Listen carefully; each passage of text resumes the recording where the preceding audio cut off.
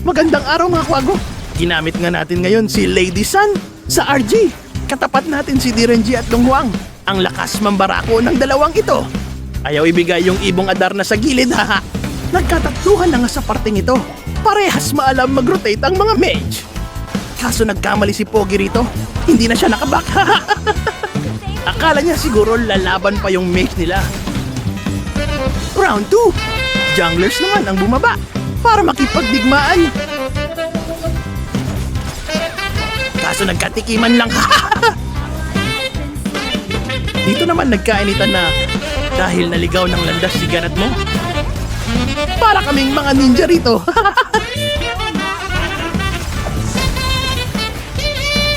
Gumugusto pa nga si Pogi kaso naupog ako sa bato. Kumusta na si ganan mo? Nakatakas siya kaso si Dong Huang ang nabigyan. Back to the ball game tayo sa bot lane. Sobrang maangas tong Direnji. Nakikipagnormalan kahit low health. Kinis tayo ni Dong Huang kaso tinakasan siya ng kakampi niya.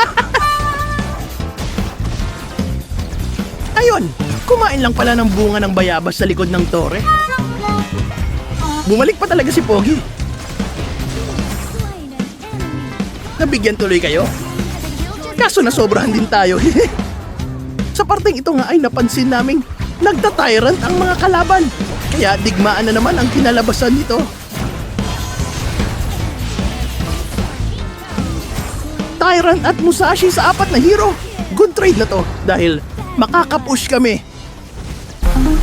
Di ko alam kung anong nangyari na sa mga kalaban namin. Parang mababa na ang mga moral ng mga to.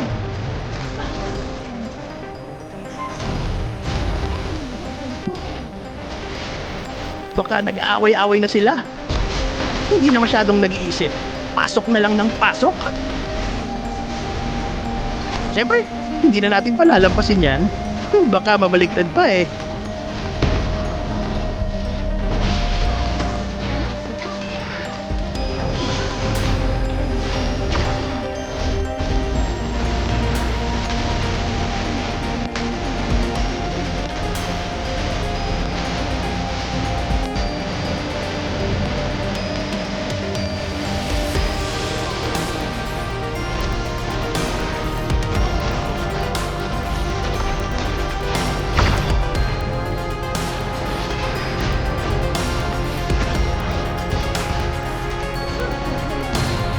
Salamat sa mga kalahok at sa inyong mga nanonood.